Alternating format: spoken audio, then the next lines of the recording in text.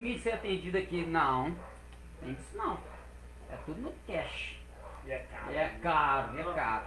É Caro caro. demais. A gente quer funcionar ali, nossa, você Eu não chora. até hoje não Você tem que consigo. chorar pra você ganhar um desconto lá, você tem que chorar e, tipo assim, saber com quem você fala pra ganhar esse desconto também. Exatamente. Não, não, tem coisa que eu já faço é fora, já nem vou lá não, porque eu já sei que Porque vai. até, eu acho que eu falei, vai funcionar de trabalho. É. Bom, então nós vamos dar o nosso segmento, né? Vocês não vão copiar não, né? Não. Então beleza. A gente já abordou toda a parte una da filosofia em si, né? Nossa introdução à filosofia. Nós vamos estar, nesse momento, adentrando ao sistema da filosofia da religião, né? Só que a gente tem que entender o quê? Que a filosofia da religião, ela é algo, vamos colocar assim, novo, devido à filosofia, ela tem um desenvolvimento do século VI, né, antes de Cristo, mas quando a gente fala de filosofia da religião, a gente só vai ter mesmo o início dessa ciência, ou a essa preocupação em estudar a religião como uma forma de pensar a partir do século XII, tá? Então, a partir do século XII que vai ter essa preocupação de ter essa emancipação. Aí a gente pensa, o que, que a gente vai pensar? Muitas pessoas vão pensar, então não havia pensamento religioso, não. A gente tem que saber distinguir filosofia da religião, religião de pensamento religioso, tá? O pensamento religioso é de 40 mil anos antes, tá? Ou seja, desde os primórdios, né, dos Neandertals, já a arqueologia, ela prova, né, através de achados arqueológicos antigos, que nas formas de sepultamentos, era uma forma de sepultamento pensando no religioso. Quando que aqueles homens das cavernas, vamos dizer assim, porque quando eles descobriram o fogo ali, eles... Não, isso aí é bem antes ainda, tá? Bem antes? É bem antes ainda, bem antes disso ainda. Então a forma de pensar, de praticar, vamos colocar assim, a prática religiosa, tá? Não dentro do contexto que a gente pensa no século XXI, principalmente que a gente está dentro de uma cultura assim que é judaico-cristã, né? Judaico-cristã, a gente precisa saber desassociar isso e discernir com essa questão de fenômeno religioso, né? Então o fenômeno religioso, ele já é de mais de 40 mil anos antes de Cristo, tá? Por quê? Porque devido a toda essa questão, a gente viu lá que os filósofos antigos, né? Eles tinham essa preocupação de procurar a busca da verdade, né? Então a parte filosófica deles era a procura da realidade, das coisas, do real, do ser, que a gente vai chamar de preocupar com o ontológico, né? Vou colocar aqui, era o ontológico. O que é o ontológico? O onto vem de ser, tá? Ou seja, é o estudo do ser.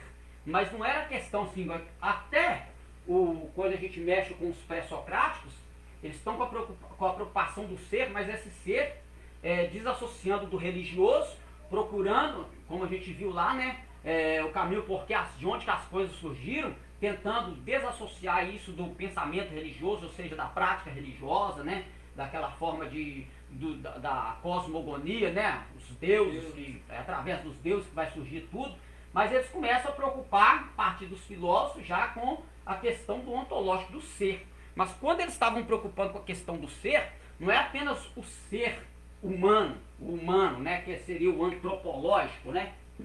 Seria a raça, né? O antropológico.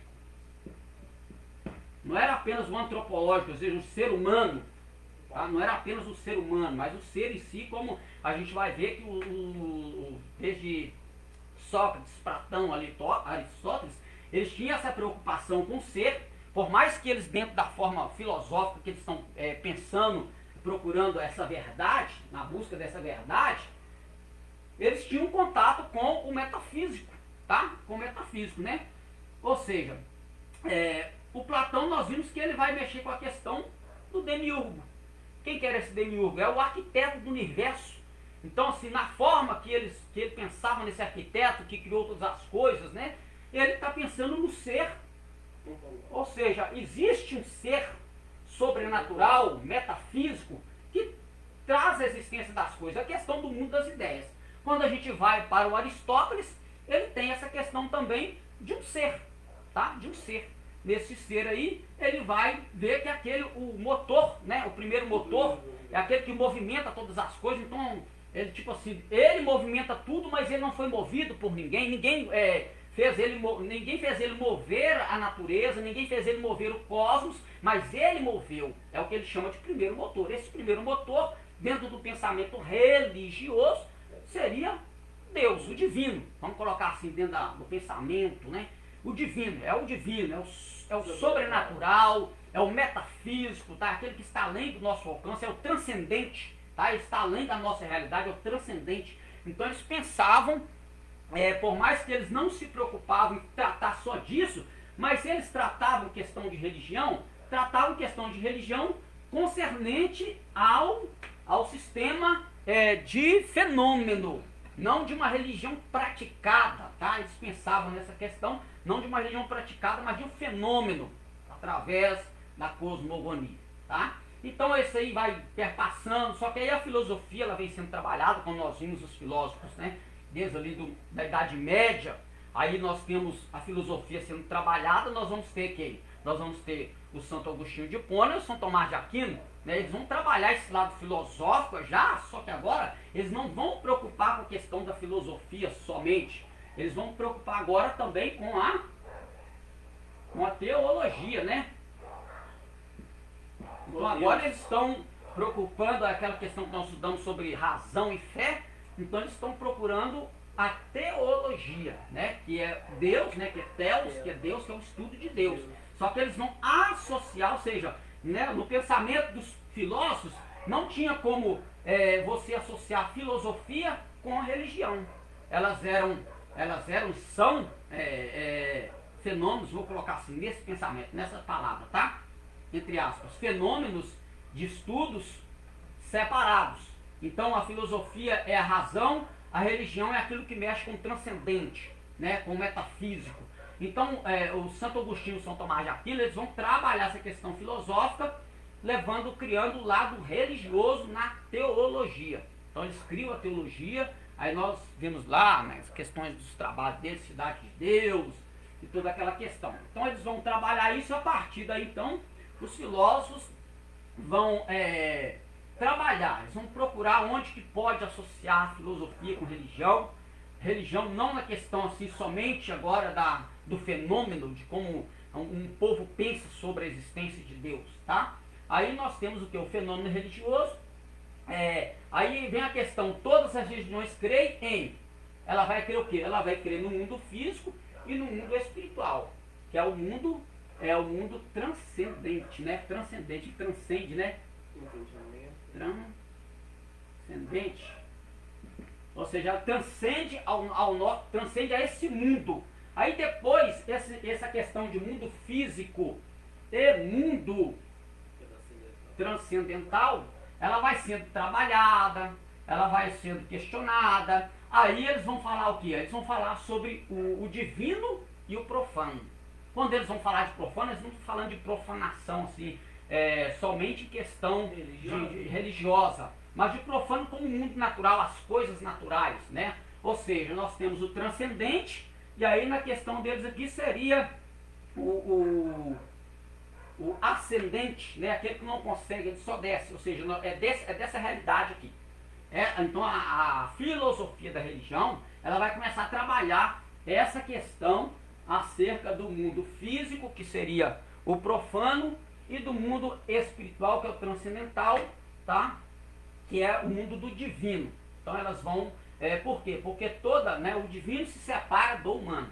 Então nas religiões, todas as religiões têm essa questão, né? O divino ele está unido ele está junto com o humano, mas dado o momento dessa união, né? Não pensando em como as filosofias antigas pensavam da questão das cosmologias, não.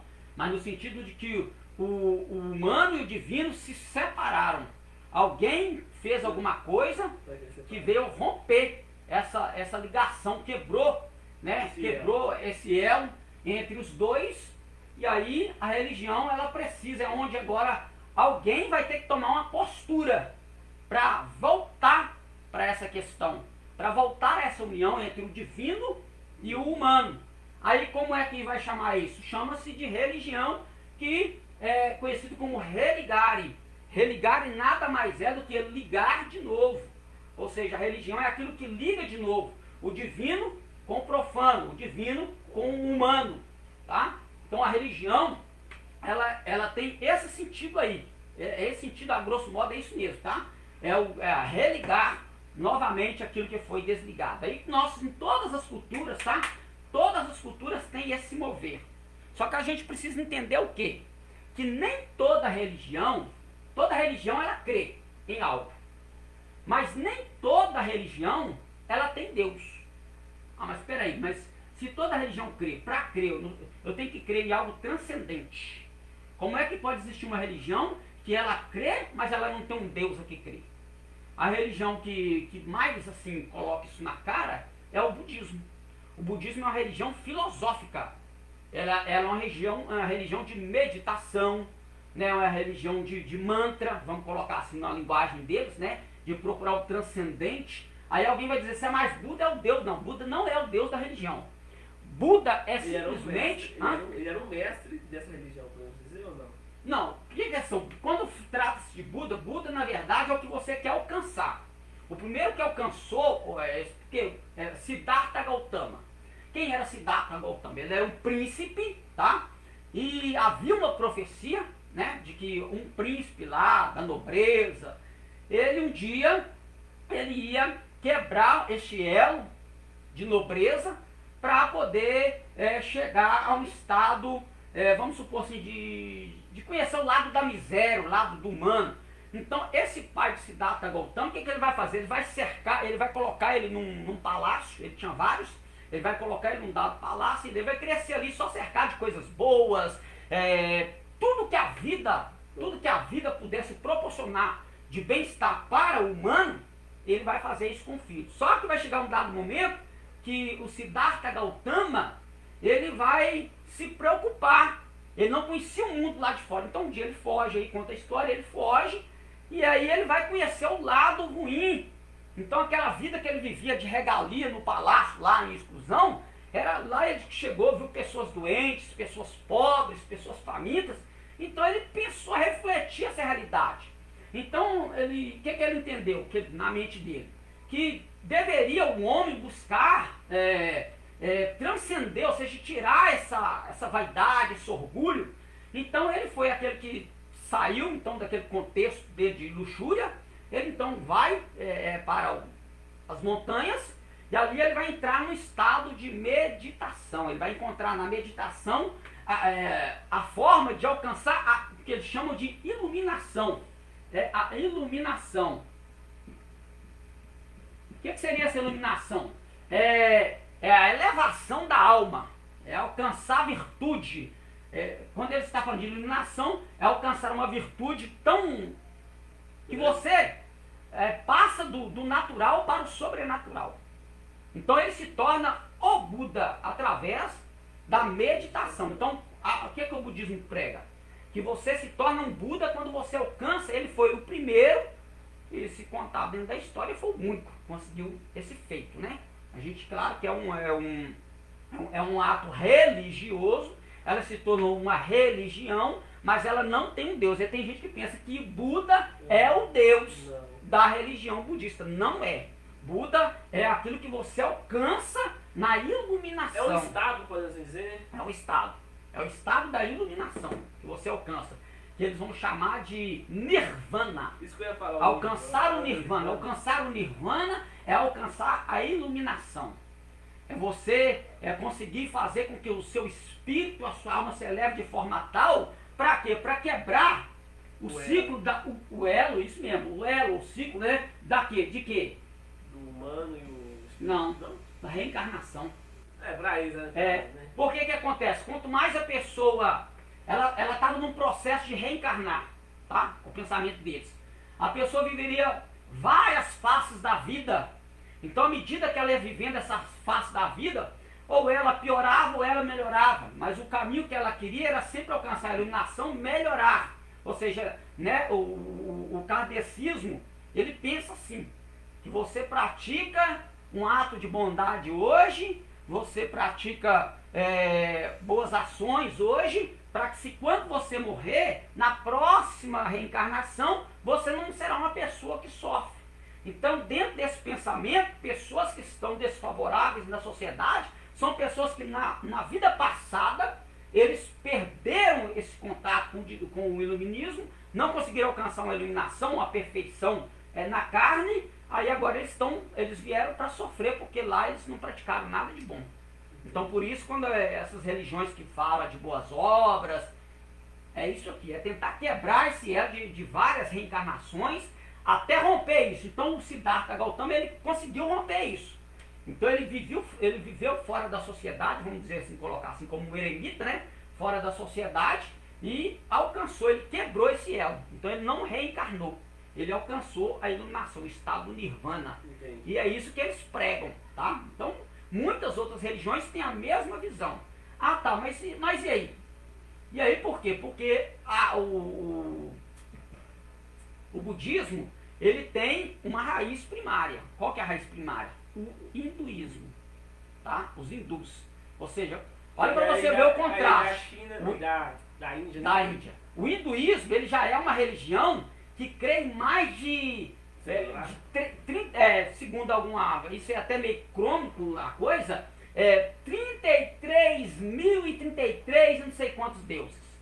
Então, quer dizer, é incontável a quantidade de deuses que eles têm, tá? É incontável a quantidade de deuses que eles têm. Tem lá a vaca, qualquer bicho. Não, é tudo. Ali, se você quiser ser um deus, que pra mim isso aí vai ser até a religião do anticristo, né? Você quer adorar a si mesmo, você se adore. Então, o pensamento era esse. Aí, vem esse processo da reencarnação, está lá dentro, tá? Está lá dentro, a pessoa reencarna. Aí entra o que a gente vai conhecer também como o animismo. O que é o animismo? Tudo que está na natureza, a planta, o sapo, o cachorro, o boi, a vaca, tudo tem um espírito que se eleva. Então, se você não consegue romper dentro do pensamento deles, se você não consegue romper o processo da reencarnação, você pode nascer uma formiga, você pode nascer uma barata, você pode nascer... Então, por isso o boi, por isso a vaca, por isso o cabrito, entendeu? Então, quando você vê essa sociedade... Não, claro que a gente tem que proteger os animais, né? A Bíblia diz que o justo vela pela vida dos seus animais, né? Tem que cuidar bem, tem... Mas muitos dessas pessoas que estão simpatizando essa questão de natureza e tal, eles vivem isso aqui, o animismo. Para eles, a árvore tem um espírito, aquela planta tem um espírito, ela pode até ser um antepassado da pessoa. Tá? É uma pessoa que se reencarnou numa planta. Então, o animismo, ele prega isso, tá? Então, a filosofia da religião, quando ela surge no século 12, ela começa a ser trabalhada ali, separar as coisas, a separar as coisas. Então eles vão procurar como encontrar um caminho,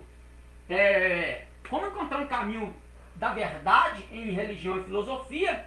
Aí entra 3 modos de compreensão. O primeiro modo é filosofia é religião, né? Aí nós temos Agostinho de Hipona, né? E o Pitágoras. Por quê? Porque eles entendem que a religião, você consegue praticar, ser um filósofo praticante de uma religião e ser um religioso praticante de uma filosofia. Então, para eles, tanto faz religião ser filosofia e filosofia ser religião. Tá? Então, para eles, tanto faz isso aí. Não desabona o outro, tá? E aí vem o segundo ponto, que filosofia e religião. Aí já começa-se a pensar numa distinção. Filosofia é uma coisa, religião é outra. Aí dentro desse segundo ponto aqui, ó, dentro desse segundo modo de pensar, de compreender religião e filosofia, aí já entra os impasses. Você vai encontrar, às vezes, a filosofia de mão dada com a religião, vice-versa, mas também você vai encontrar o choque entre filosofia e religião. Um não aceita o outro. Por quê? Porque agora é separado, há uma distinção É igual entre... ciência e religião, às vezes, né? Na verdade, quando tem, inclusive, essa questão de filosofia da religião, tem essa metáfora de ciência da religião. Por quê? Porque a filosofia nada mais é do que uma forma de pensar as coisas, né? É uma ciência, uma busca, tá? Então, quando você diz de ciência da religião, nós estamos falando de filosofia da religião, ou seja, trabalhar o lado da religião. Então, quando a filosofia, aí nessa questão sua aí é quando chega o terceiro ponto, tá? É a filosofia na religião. Então, eu consigo agora usar a ciência e a religião. De mão Tá? dada agora. Exatamente, tá? Então aí surge, aí o ponto é a filosofia na religião, que a partir daqui, do século XII, já é filosofia da religião. Então a religião ela já não é mais assim, algo visto, pelo menos dependendo da região, de quem está falando, porque mesmo assim, a gente está dentro desse contexto aqui, filosofia da religião ou na religião, as duas conseguem comungar, as duas conseguem conversar sem uma dizer que a outra não tem importância, eu sou melhor, eu sou maior, eu sou melhor, eu sou primeiro, eu sou segundo, não. Elas conseguem conciliar aí a ciência da religião, tá? Aí chega esse ponto da ciência da religião. Quando isso acontece, aí entra a questão do sagrado e do profano, que é o transcendente e o imanente. Aquilo que eu agora acabei de explicar. Então, o que acontece? Dentro do sagrado e do profano, nós temos alguns pensadores, né? O que acontece? À medida que nós temos aqui o Max Weber, né, que é um alemão de 1864 a 1920, o que ele vai dizer? Ele vai dizer assim, ó, que o desencantamento, isso aqui é a obra dele, né? A obra primária dele, o artigo primário dele sobre filosofia e religião, tá? Ele vai dizer que o desencantamento do mundo... O que faz o desencantamento do mundo? Ele faz perder, ele faz uma perda da dimensão do sagrado. Como assim desencantamento do mundo me faz perder a dimensão do sagrado? É quando o sagrado, aquilo que é sagrado, passa a não ter mais valor para o indivíduo, tá? Porque aqui nada mais, nada menos, essa questão de sagrado e profano, ele está pensando na questão do indivíduo. É a questão do indivíduo. O indivíduo, nós, na sociedade, como indivíduo, tá? Quando o indivíduo, ele não se preocupa mais com o sagrado, ele perde essa visão do sagrado, aquilo que é sagrado para ele passa a ser profano, na questão de, por exemplo, a substituição da metafísica pelo racionalismo. A situação, essa substituição do metafísico pelo racionalismo é quando o homem para de preocupar com o sagrado. Vamos colocar aqui uma coisa em questão, quer ver? Ó? Casamento. O casamento é algo sagrado. Sagrado. Certo? Então, principalmente dentro da nossa cultura, vamos colocar aqui, eu vou pular 10 anos para trás de nós, desses 10 anos mais para trás, retroceder mais para trás. Então, que era tão sagrado o casamento, era tão sagrado, presta atenção, olha como é que o profano vai tomando conta do sagrado. Você não convidava qualquer pessoa para ser padrinho de casamento, não. Isso é verdade.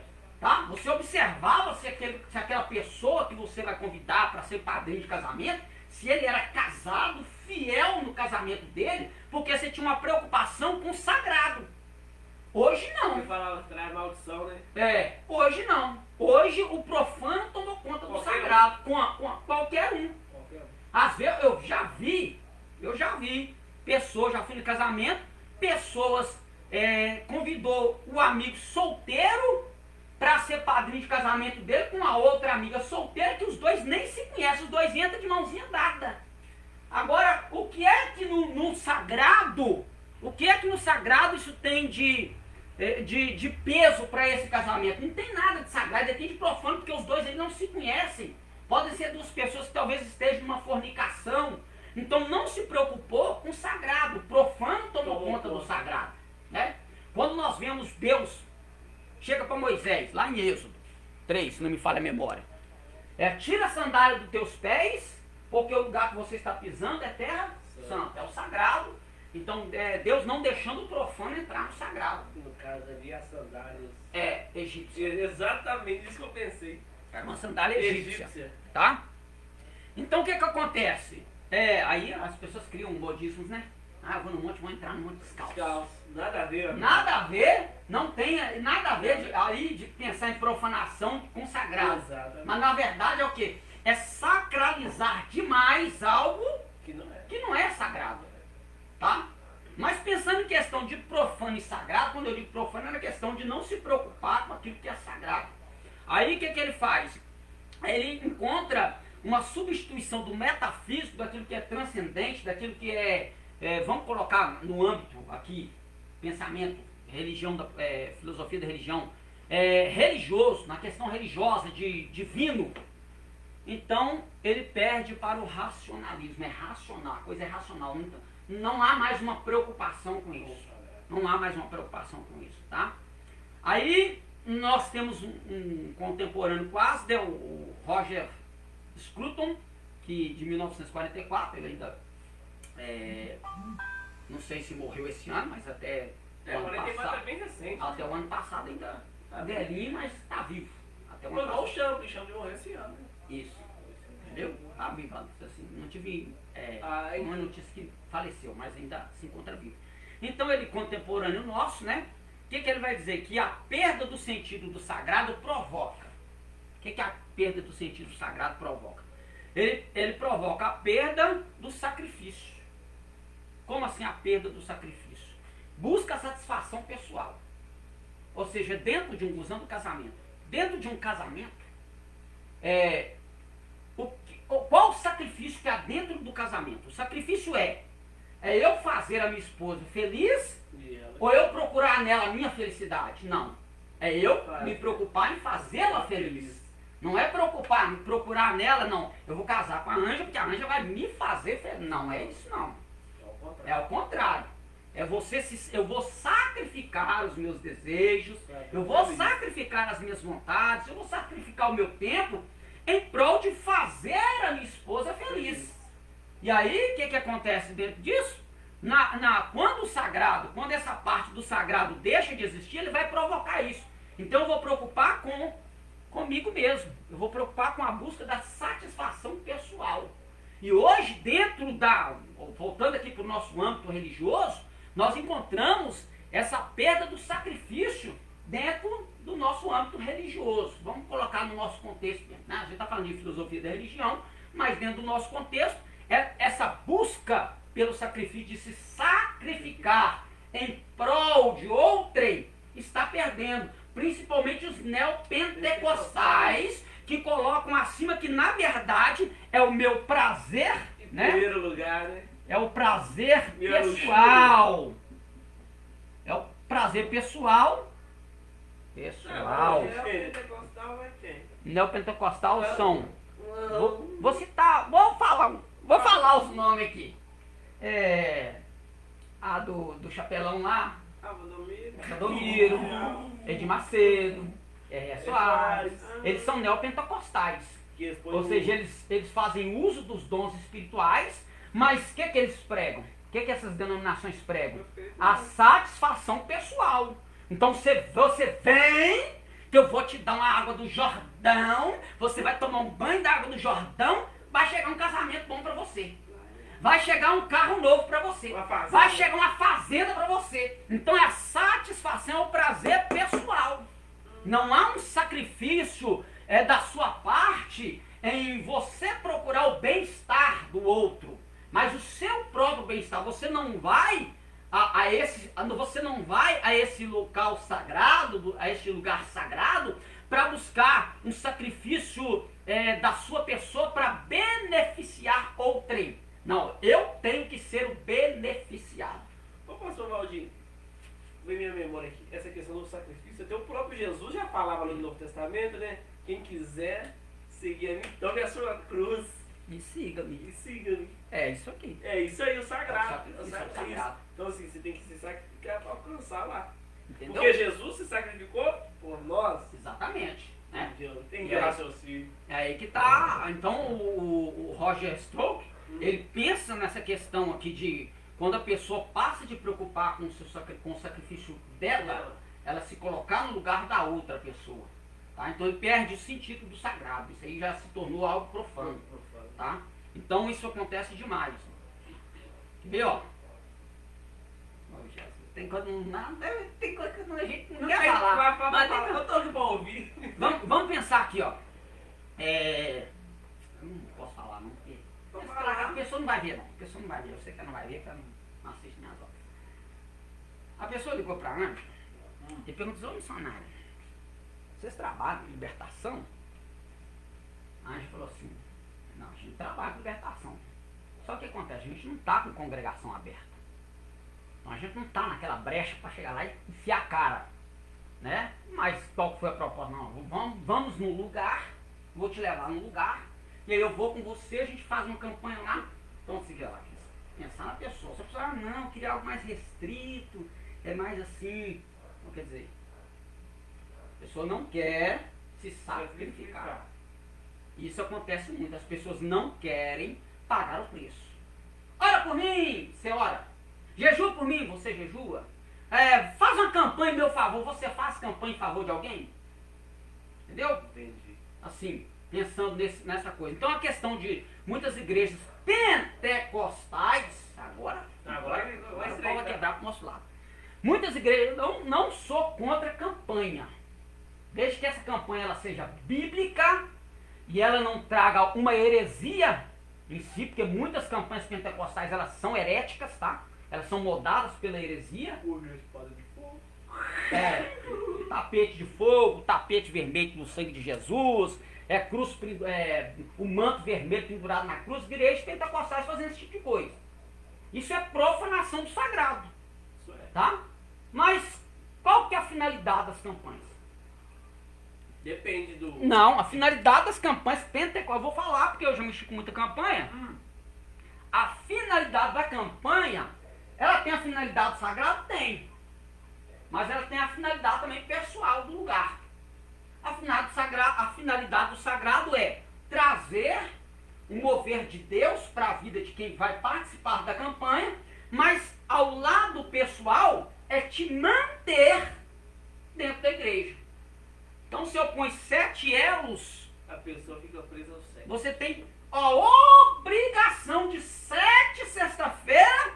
Se você for 5, você fez o quê? Quebrou. Você quebrou a campanha. É isso que eles falam. Quebrou. Então você faltou aí na próxima campanha, você começa de novo. Você não pode quebrar esse elo. Mas como que eu penso no sagrado e no profano com isso? É que no transcendental, no ontológico do ser, que nós vimos aqui, a preocupação, que é o transcendente. Peraí, esses 7 dias vão dizer que Deus vai fazer? Você foi fiel aos 7 elos. Aconteceu o seu milagre? Se tiver fé, acontece, olha. Não por causa da campanha, mas pela sua fé. Aí é que tá. Aí é onde que entra a questão do profano do sagrado, é onde que entra a questão também da filosofia com a religião. Eu já ia falar outra. É a fé. Exatamente. Mas só que se você pensar no âmbito da fé, em questão de... Aí eu vou te devolver a pergunta. Todas as campanhas que você fez com fé, eu sei que você fez com fé, você teve o resultado exato? Todas. Eu ia dar um exemplo de mim mesmo, porque em uma certa época, uns anos atrás... Não, tô dando exemplo de mim. Não, de mim. sim. Eu fiz uma campanha mesmo em prol de uma porta aberta e te falar, você, a porta não abriu não, cara. Não abriu, tipo assim... Fiquei chateado. E aí? Você, então, tá. Você ficou chateado, não ficou? É porque você não fez com fé. Não, senhora, não. Não, eu tô pensando, eu sei. Não.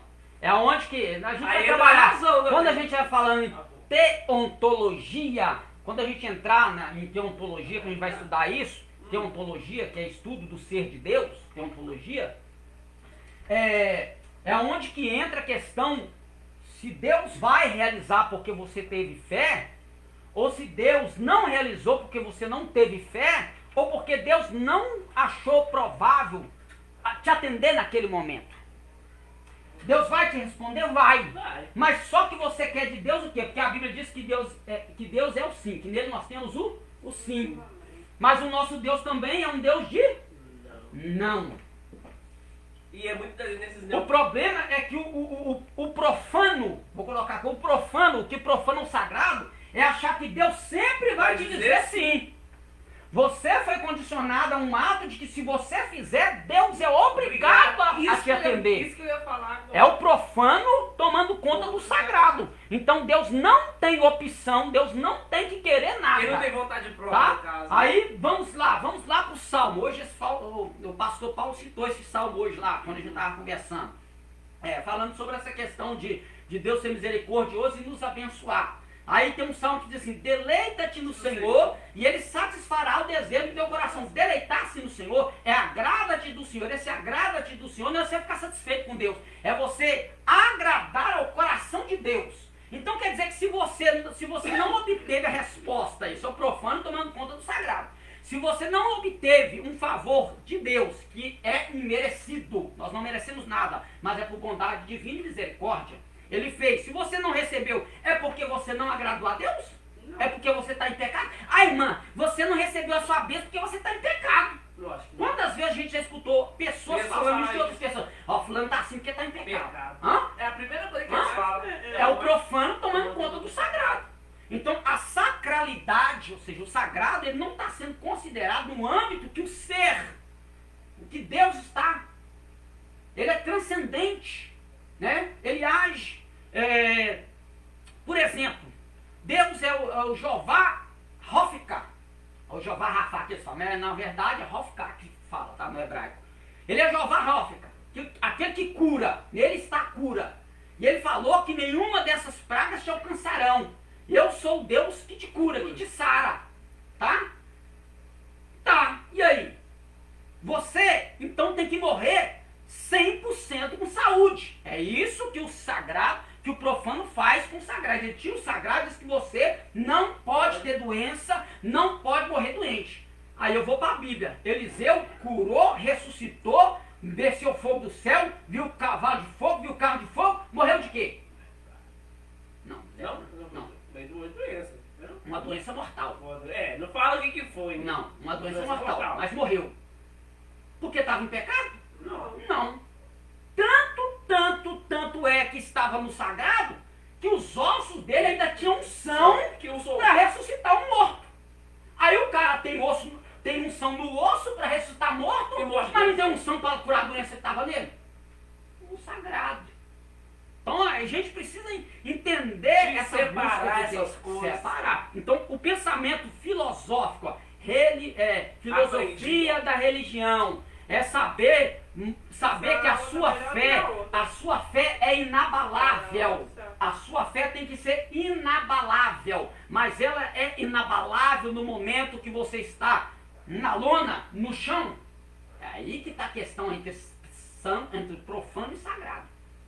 Porque se a minha fé é inabalável só quando eu estou 100% na vida espiritual, jejum, oração, um monte de vigília, e aquela coisa, o pau quebra, e orando, e pregando, e Deus curando, e Deus libertando, e Deus levantando, e Deus fazendo, aí é fácil demais você estar no sagrado. Eu quero ver você estar no sagrado quando você está doente, ninguém está orando por você, ninguém está jejuando por você, todo mundo te abandonou, e você está lá, ai, vou sair da igreja, ai, não aguento mais.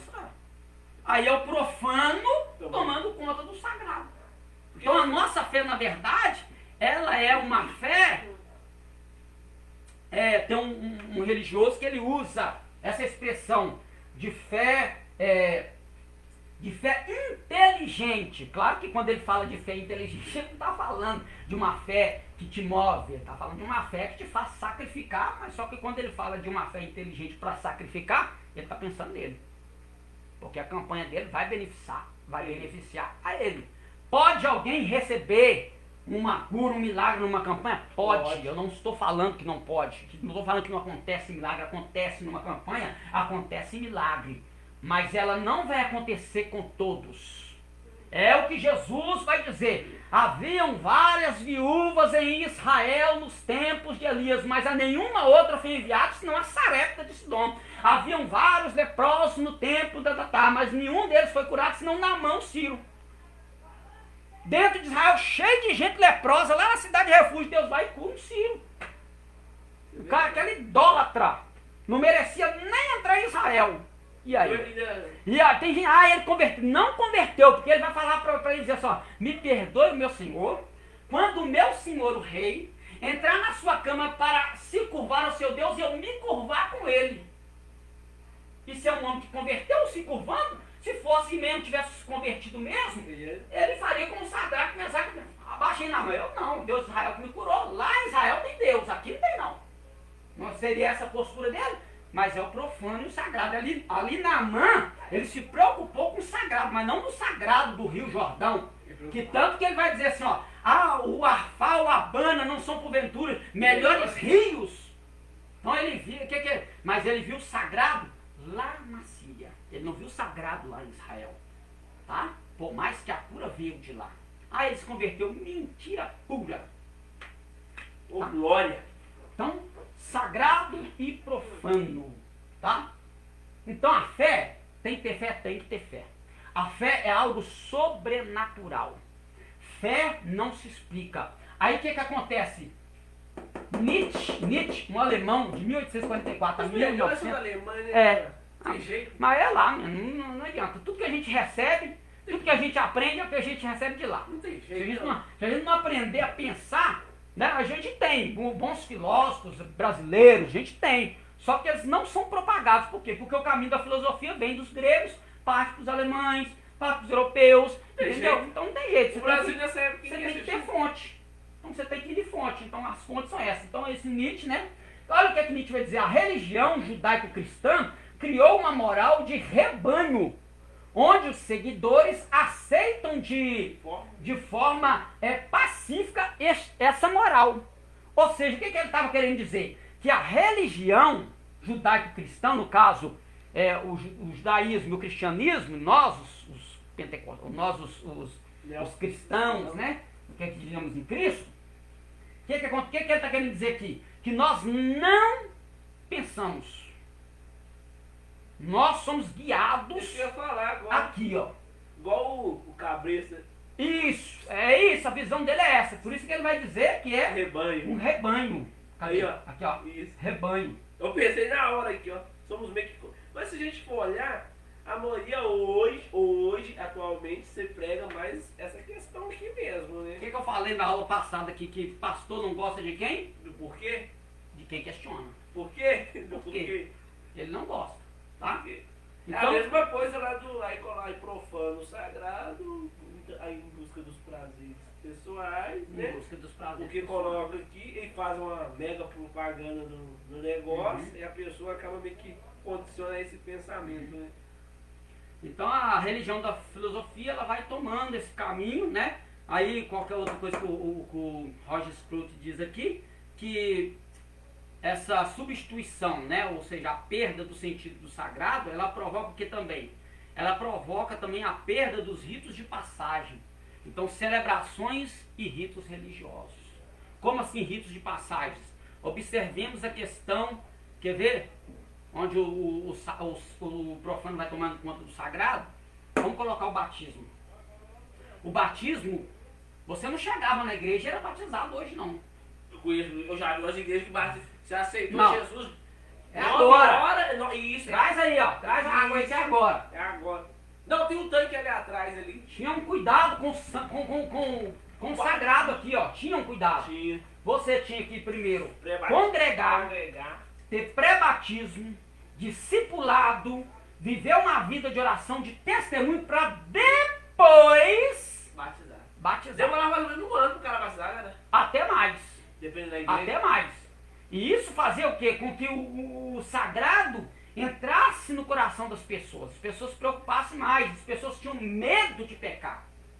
De certa forma é porque aquilo também era colocado de uma forma meio que, né, como pensava o Ario, né? Meio que como pensava o Ario, né? Que o Deus do Antigo Testamento não é o mesmo Deus do Novo Testamento. É mais como a gente pregava assim, se você fizer isso, Deus vai te matar. Então o crente às vezes ele não pecava porque ele tinha medo de morrer. De Deus tacar nele uma enfermidade, de Deus tacar nele um mal qualquer, Deus permitir que ele passe por algum problema. Até hoje tem muito essa visão ainda de que, por exemplo, Deus vai te tacar a pessoa, por exemplo. Fulano escorregou na casca de banana e quebrou uma perna, mas ele não está indo na igreja, está em pecado pela mão de Deus. O problema tá aí. Então a gente viveu muito uma vida de moral de rebanho, né? A gente viu muito isso aqui, essa vida de moral de rebanho, sendo dominado pelo medo, né? A gente tinha medo. Às vezes a pessoa, às vezes nem pecava por temor de Deus, pecava mais por medo de Deus, né? Por medo, ter medo de Deus matar, de Deus ferir, de Deus tratar, do que, não, eu não peco porque eu tenho temor de Deus. Eu quero viver o sagrado, eu quero alcançar o sagrado. Eu era menino, isso, eu tinha o quê? Eu era menino. Assim, tava aprendendo a ler. Aí eu lembro na época da denominação, vou falar o nome aqui, né? Aí teve um pastor que pegou sobre o Apocalipse. Nossa, cara, eu fiquei morrendo de medo, porque falou da besta. Lá depois que eu cresci, eu fui ler o texto, não tem nada a ver com o que ele pregou, que até eu, sabe, ele inventou ele fez mais um conto de fábulas lá dentro do texto do que realmente explicou o texto, ele explicando aquela questão da besta que sobe do mar, esse negócio. Meu Deus do céu, eu fui enganado um bom tempo por isso. Tipo assim, então, aonde eu quero chegar é que muitas das vezes nessa questão do passado, as pessoas eles pregavam-se mais colocando medo, terrorismo, uma pregação terrorista. É isso do que realmente expor no texto como o texto é esse ponto onde eu quero chegar. Só que a gente tem que levar em consideração aqui, pensando dessa forma que a gente está pensando também, a gente também, na nossa forma de pensar, porque filosofia é pensar, né? Nós vimos lá na questão lá do início lá? Não, o outro filósofo que a gente trabalhou na aula passada Nós falamos de Santo Agostinho, São Tomás. De Descartes, né? O Descartes ele foi trabalhando essa questão, né, de indagar, ou seja, só duvide da sua própria dúvida, né? O Descartes falou de duvide da sua própria dúvida. Então, dentro desse conceito nosso que nós estamos falando também, a gente tem que pensar. Lógico. Porque senão o que acontece? A gente vai se preocupar tanto em alcançar o sagrado de uma forma mais relaxada, que a gente vai acabar profanando o sagrado. Aí o que a gente vai achar? Que eu vou pecar e não serei punido. A gente tem que entender que o pecado separa o homem de Deus, te tira essa presença de Deus da sua vida, e que se você não tem a presença de Deus, você não é beneficiado na alma, não é no físico, na alma, tá? Na alma, no espírito. Se eu estou em pecado, eu morro em pecado, claro, eu não tenho outro caminho, é inferno mesmo, gente. Não é? Então a gente vai falar, tá vendo como é que a gente tem que pensar? Tudo tem que ser pensado, a gente não tem que preocupar em não deixar o profano tomar conta do sagrado, mas a gente também não pode deixar o sagrado achar que Deus vai aceitar tudo que a gente faz. Eu acho que não. Né? Aí a gente vai pregar um Deus que só ama, mas que não tem justiça, que não tem juízo. Então tem que pensar tudo. A filosofia da religião, ela vem para te fazer pensar a religião. E espanar mais a mente, né?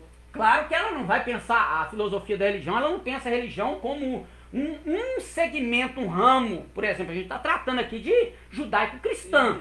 Não, mas ela reflete todos os pensares religiosos, tá? Religiosos, em todos os âmbitos. Seja espírita, kardecista, umbandista, neopentecostal, maçom, ela trabalha essas questões. Então a filosofia, ela vai ajudar. Então, quer dizer, a filosofia ela serve para isso, para nos ajudar a pensar o lado religioso desses ramos religiosos. Então a gente, dentro do nosso contexto, claro que a gente precisa entender isso dentro do nosso contexto, porque nós não somos, né? Graças a Deus, nós não somos de uma religião pagã, vamos dizer pagã, assim que tem ídolos, né? Tem ídolos. Então nós não somos de uma religião assim. E não adianta falar, tipo assim, uma falácia do diabo. Isso é falácia do diabo pra mim, ó. Qual que é a frase? Duas coisas que não se discute. Como é que é? Olha a frase. Ah, não. Existem duas coisas que não se discute. Religião e política. Religião e política. Isso é do diabo. Também, são três. Hã? Futebol também.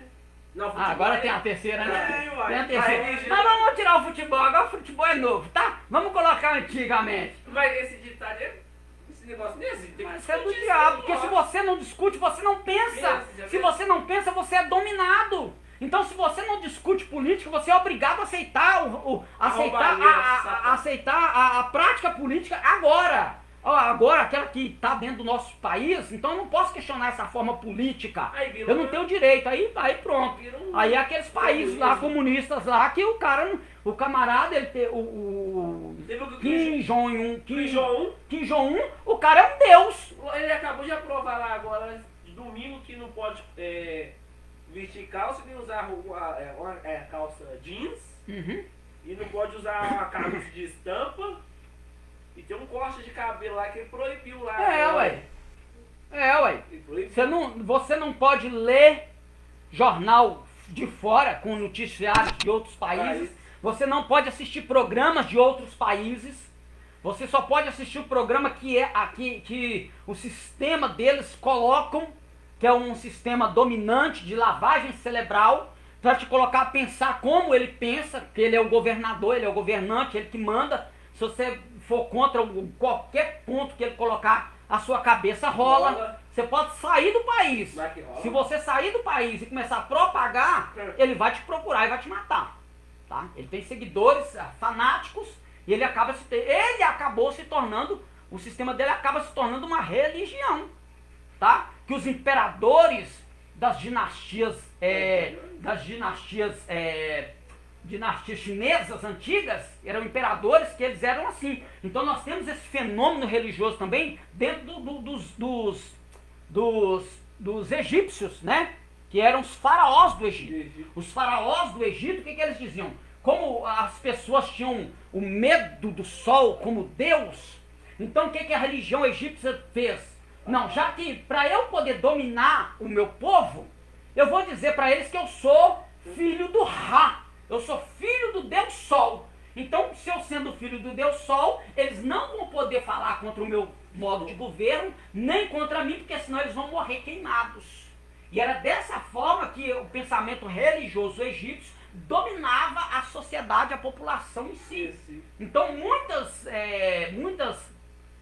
muitas religiões, elas têm esse modo de pensar, tá? De colocar o seu líder como um filho de Deus, o Supremo, e é por causa desse lado crítico, né, de crítica textual, bíblica, que muitos associam esse lado do cristianismo ser um cristianismo de espelho da religião, seja ela egípcia, seja ela grega, seja ela romana.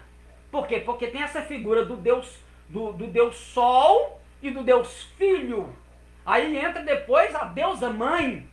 Aí quais são as figuras que nós temos no cristianismo do catolicismo? Nós temos o pai José, a mãe Maria e o filho Jesus. Os três, o pai, o filho e a mãe. Então e as culturas, as religiões, elas têm essas facetas religiosas, tá? Então quando você, né, esse Rubens, ele vai falar sobre esse negócio, ele vai explicar a questão das semírimes na nota, não sei o quê, mas ele está dentro de uma linha que ele pegou de uma linha lá da semírimes lá do Nimrod. Aí alguém, mas não está na Bíblia, mas a tradição, isso é uma tradição judaica, o cara não tirou isso do nada. Ele não inventou. Tá? Ele não inventou isso do nada, ele foi pesquisando, é através da pesquisa, é através do pensar, né, da filosofia, através do pesquisar, do questionar, que ele foi procurando dados, ele foi vendo aqui, foi pesquisando na Europa, foi pesquisando nos Estados Unidos, foi pesquisando, e aí tem um modelo aqui que ele fala sobre os caixões da FEMA. Milhares de caixões preparados para um momento em que algo ia acontecer na Terra. Olha de onde que o cara... Olha quando... Eu nem lembro mais de quanto que é. Eu sei que de 96, 7, 8, não sei, 98, 90, por aí, 98, de 95 a 2000, que ele lançou esse DVD, falando dos caixões da frente, estava guardado para um momento em que ia acontecer algo que iam dizimar a população da Terra. E agora? O que a gente está tendo agora? Uma dizimação da população em massa. E aí, pesquisando, né, eu estava no vídeo sobre na Bíblia hebraica, o código da Bíblia hebraica, aí eu vi lá, a gente conseguiu encontrar lá no texto hebraico de Ezequiel, o nome da cidade, que é o Ram, o nome, né, o nome da cidade, coronavírus, o que ataca e o que causa. Ataca a respiração, que é pulmão, e causa morte. Então, a própria Bíblia, ela já tem codificado, Deus já deixou escrito lá, só que a gente não sabe. Não sabe pesquisar. Aí o camarada vai e faz uma pesquisa uma pesquisa, não vamos dizer filosófica não, científica. O cara faz uma pesquisa científica, e aí quando o cara falou esse DVD, falaram que o cara era louco, que era conspiração, era o conspiracionismo. Eu lembro né? quando começou isso no YouTube, era colocado como todos teoria da conspiração. Teóricos da conspiração. Teoria da conspiração. Rubens, teoria da conspiração. Só que agora, como é que você desmente o camarada? Se o camarada, agora eu não sei, tem muito tempo que eu não acompanho mais ele e tal, bastantes anos, né? Bastante tempo que eu não acompanho. Mas se ele agora quiser chegar, tá vendo, gente? Eu falei com vocês não acreditaram, que vai dar crédito pro camarada. Cientificamente, foi pesquisa que ele fez. Então ele não foi procurando nada de Bíblia, nada disso. Ele vai procurando fatos históricos, tá? Tanto é que ele nem acredita assim em Jesus, nada disso, tá? Ele só acredita no eterno. Aí ele tem um meio de pensar. O pensamento dele é um meio de pensamento que judaico, que também não tem nada de judaico, nada a ver. É um pensamento de pessoas que não tem essa questão do lado religioso. Não há religião.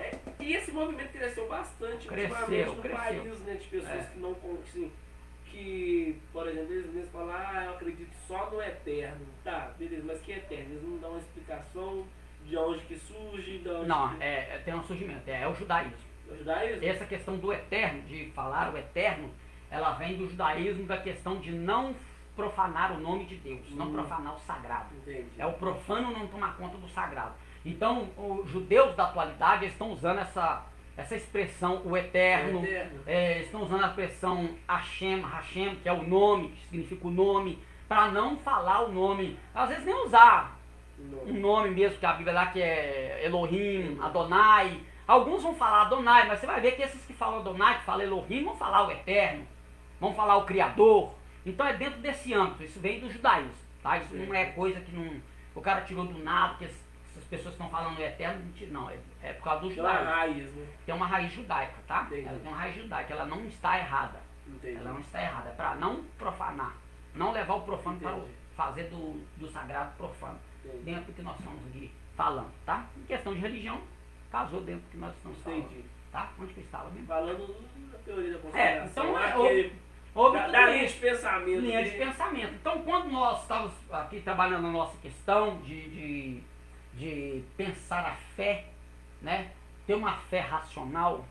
Peraí, mas como uma fé racional? Essa fé racional é uma fé daquilo que eu vejo. Então a filosofia, quando a filosofia da religião começa a ser trabalhada, tá? Quando ela começa a ser trabalhada aqui, ó, a partir do século XII, ela vai fazer com que você pense em religião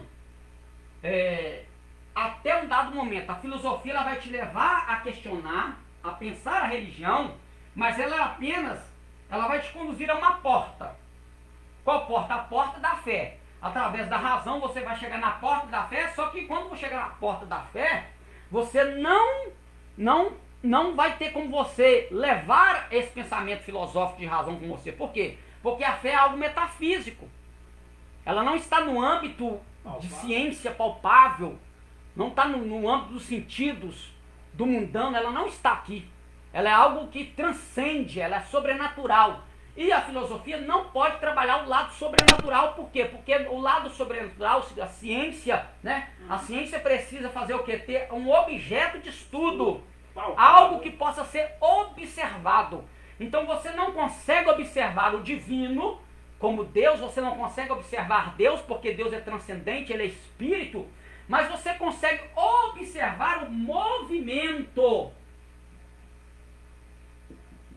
O movimento desse divino. E o movimento desse divino está na religião, no religar, que é ligar de novo o sagrado com o profano. Quando fala de profano, não é no profano de profanação. O sagrado com o humano, ou seja, Deus com o homem. Que é o que Deus fez em favor do ser humano. Tá? Então Deus fez isso. Ele religou. Aí Paulo vai dizer, Deus estava em Cristo Jesus reconciliando consigo mesmo o mundo. É um religare. Só que ali eu não estava pensando em questão de religião, de prática religiosa. Eu tenho uma religião confessional. Eu sou cristão, eu sou judeu, eu sou islâmico, eu sou isso. Não é nesse âmbito, é no âmbito de alcançar o divino, eu ter uma comunhão de novo com o divino. Mas até onde eu consigo ter essa comunhão com o divino? Então a filosofia da religião, ela te põe a pensar isso, até onde eu consigo alcançar o divino. Né?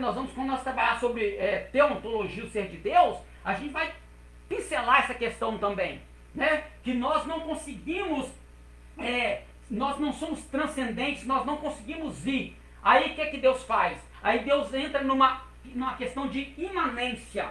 Na imanência, na questão de ser daqui, não, de vir aqui, que vai ser também dentro da teologia trabalhado como condescendência. Que é o que Paulo trata de kenosis. O que é isso? Kenosis. O que é kenosis? Deus, Jesus, é aquilo que Paulo vai dizer aos Filipenses, que ele deixou, sendo em forma de Deus, não teve usurpação por ser igual a Deus, mas aniquilou-se a si mesmo, assumindo a forma condescendência de homem. Então, como nós não conseguimos ir ao sagrado, o sagrado veio até nós. Glória a Deus. Amém? Amém. Rabisquei tudo aqui, já perdi até o fio da meada aqui. Mas está dando para entender a questão da religião, da filosofia? Não. Tá Muito melhor mais que interessante que a outra. filosofia, viu? É, isso que eu ia falar. Como é que é? Merece. Muito melhor que filosofia. Mas eu falei com vocês que filosofia é maçante, gente. É maçante, é uma Tem que linha de começar agora pensamento. com esse. Não posso. Tá, você viu que é um caminho? Isso vai ter que É fazer um caminho. isso. Desde Passo quando a passo. aqui nada foi colocado um na frente do outro. A gente vem seguindo desde lá. É do mito, né? É pré-socrático, socrático, filósofo da Idade Média, né? Idade Moderna. E aí chegamos aqui. Eu tô em 44 já, ó. Tá vendo? Aí chegamos aqui. Então quer dizer, eu não posso pular. Tá, Então tudo foi para entender o caminho da religião, entender o caminho que nós estamos entrando, tá? Então tem tudo, isso aqui tudo tem sentido, tá? Então, podia ter começado, não ia ter sentido. Então por isso que na faculdade você tem que começar primeiro pela filosofia, pela história da filosofia, para entender cada passo para chegar na filosofia da religião e daí por diante. As outras duas que vão vir agora é maçante também, psicologia da religião. Maçante também, mas tem que ter. Mas ela é menor, né? É menor. Essa aqui também não é grande, não. Acho que essa ideia dá umas 3 aulas, né, mais ou menos? Na verdade, essa aqui, agora em leitura do material aqui, vai dar, acho que 2 aulas. Isso que eu ia falar, essa aqui, mas... Que eu já, tipo assim, o material já é curto. Isso. Não sei se vocês essa viram aqui, lá. Eu vi. Que É essa curto. aqui hoje mais 2. Eu já comprimi também para a explicação, é só para pincelar mesmo. Isso. Então aqui é a A outra aí introdução. é menor que essa, né? Psicologia. É menor. Psicologia praticamente talvez a gente Porque terá uma aula. Porque a apostila é fininha. Fininha, ela provavelmente a Mas ela gente tem 9 terá páginas. uma aula só. Por quê? Porque eu até tenho um livro para poder indicar para vocês, mas é um livro que eu não vou abordá-lo. Que é esse aqui, ó, Temperamentos Transformados. Fala sobre psicologia dentro do cristianismo. Então ele vai tratar aqui se você é fleumático, como é que chama? Tem os nomes que eu esqueço, tem muito tempo que eu não leio esse livro aqui. Sanguíneo, colérico, entendeu? Então os temperamentos. Aí ele vai trabalhar sobre Paulo, ele vai falar Paulo, Elias, Jesus. Uma pregação sobre É esse aqui. E você usou o termo que o pastor usou. Né? Nossa, eu quero... Você me manda a foto desse livro? Manda. Meu celular tá em casa, meu E celular. é baratinho isso aqui, tá? Nossa! Na época eu paguei acho que R$25. Manda a foto lá pra mim hoje? Porque lá no mercado. Mano, eu comprei lá na El Shaddai. Ela não tá me pagando não, mas eu vou fazer Eu propaganda tenho pra telefone vocês. do El Shaddai, ali na rua São Paulo, né? Eu compro muita coisa. Temperamentos transformados. Não tem, Melhor Tim loja. LaHaye. Melhor Ou Tim LaHaye. Tá transmitindo ainda. Então, você, na psicologia da religião, esse aqui é esse que eu vou indicar pra vocês lerem. Muito bom, tá? Eu vi uma pregação que o pastor usou esses termos que você acabou de usar aí. Aham. Ele pregando sobre os temperamentos, né? Bacana. Exato. Eu acho que eu já vi esse vídeo também. Não sei. Nossa Eu Deus. vi alguém pregando sobre isso. Mas isso aí foi o meu pastor que me indicou. O pastor Davis do Instituto aqui, Sim. que me indicou esse livro aí. Quando eu falei com ele que eu tava, tinha material, você não tinha material, eu falei assim, ó, compra esse livro aqui que ele é bom. Aí eu li o material, assim, não tirei muito nada, assim, quase nada dele, mas para explicar a aula que eu tinha dado. Não, mas Ele virou, aí ele vai ajudar muito você a explicar alguns temperamentos de alguns profetas. é isso mesmo, ele vai mostrar o temperamento dos profetas, dos discípulos. Isso. Tá? Vai trabalhar isso aí. Então onde que nós Nós estávamos? vamos falando ali, ó. Acabou Os já. Filipenses, quando o Ah, sagrado veio até o nós. sagrado veio a nós. Tá? Isso. Então isso aí a gente fala de condescendência, né? Que é Jesus Sim. vindo aí, biblicamente é a kenosis. Tá? Eu li essa expressão em algum lugar, só não sei aonde. Que é nosso, eu conheço essa expressão. Eu acho que foi na Bíblia a palavra-chave. Porque na verdade o termo kenosis ele vai tratar disso mesmo, de quando Jesus veio. Eu li essa palavra que é nós, eu não estou lembrado onde agora. O que é freudianismo? Hã? Freudianismo. É um estado é um temperamento de Um filmagem. estado emocional, né? Uhum. Podemos assim dizer. Tipo alguém explosivo e alguém. Inclusive, lembrando aqui, falando de sagrado e profano, aquele psiquiatra famoso, ou psicanalista, não sei, qual que é o nome dele, gente? Oh meu Deus do céu. Qual que aparece na Record de vez em quando? Não, ele é bem longe, ele começou com esse negócio de psicanalista, Não, eu tô brincando. eu esqueci o nome dele só. Não vou lembrar o nome dele aqui, não. Ai, gente. Qual é que é o nome dele, gente? Psicanálise. Ele mexe Ele que começou essa área da psicanálise. Esqueci o nome. É brasileiro não, né? Não. Ele que começou o estudo da psicanálise, trabalhar a questão da mente do homem, Sim. o problema do homem, psicológico do homem, tá? Uhum. Ele que vai trabalhar esse lado aí. Se eu lembrar o nome ali depois, mas o que ele dizia? Que a religião, ela é o absurdo do humano. Ou seja, como o homem não consegue vencer os seus problemas, ele usa a religião. Não é o Kant, não. Não. Tá?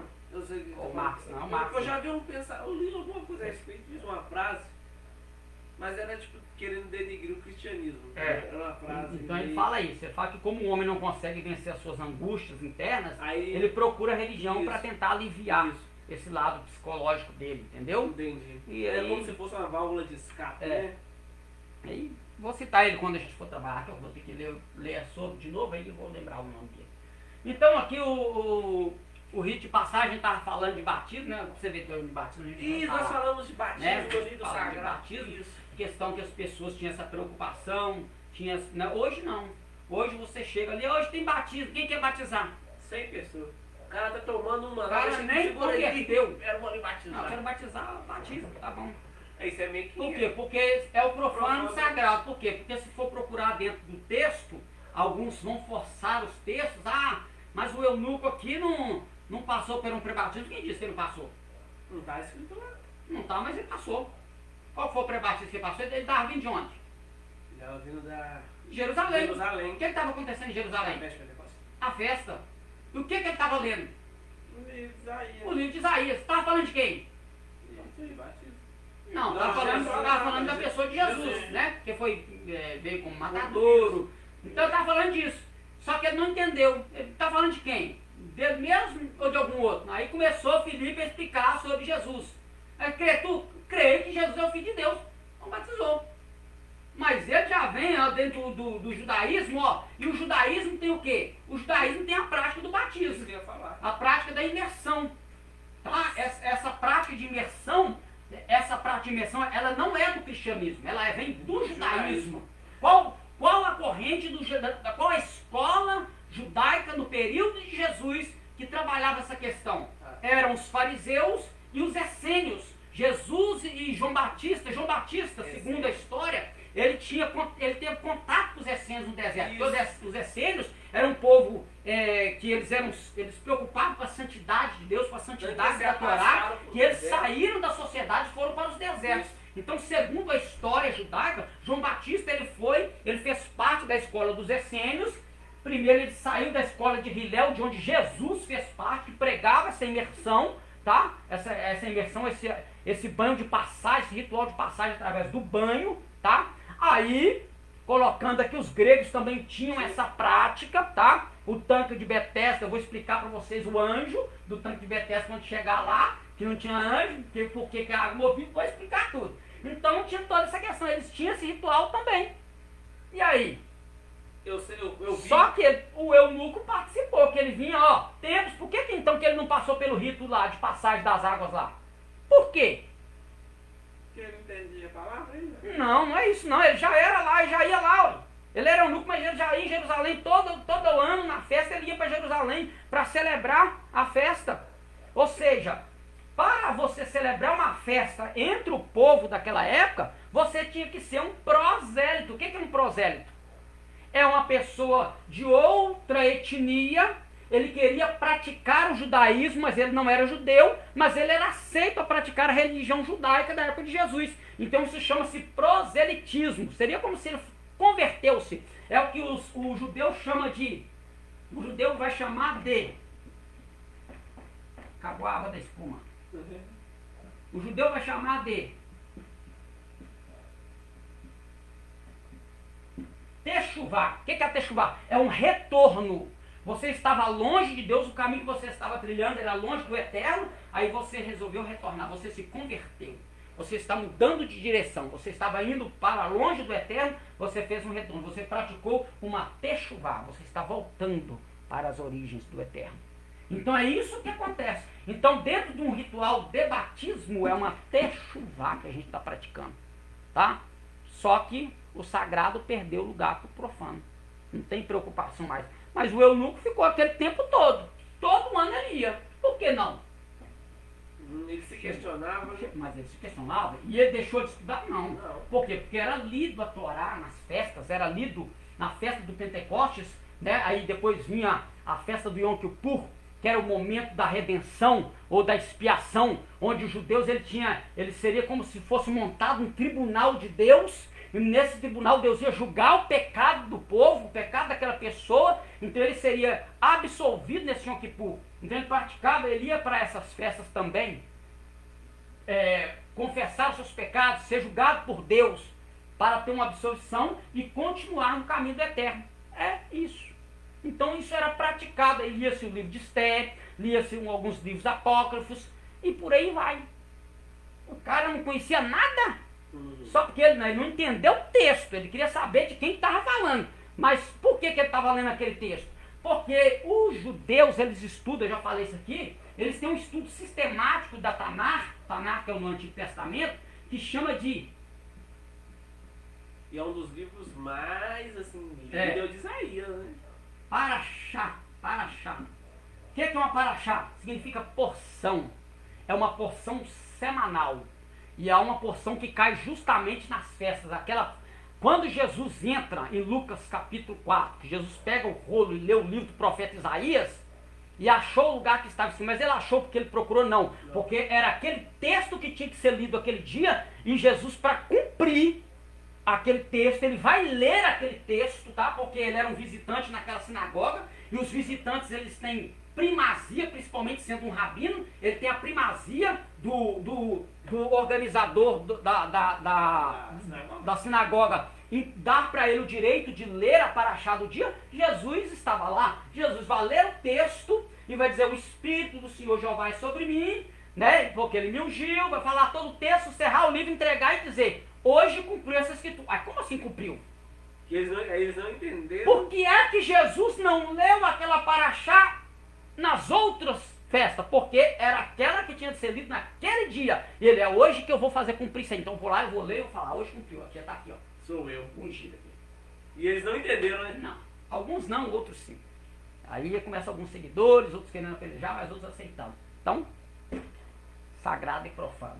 Tudo dentro do âmbito religioso. Aqui a gente tratou mais questão de religião judaica, porque a gente está trabalhando a coisa, né? A gente está trabalhando a questão aqui. Mas, a grosso modo, é isso aí. Então, que Deus em Cristo Jesus nos abençoe, né? Oi? Pode? A lâmpada se acende de cá. Fica à vontade. Ai. Amém? Amém. Então, na próxima, a gente vai ler o material, ler o resumo aí, nós vamos ler algumas páginas. Não, mas já pra vocês trabalham.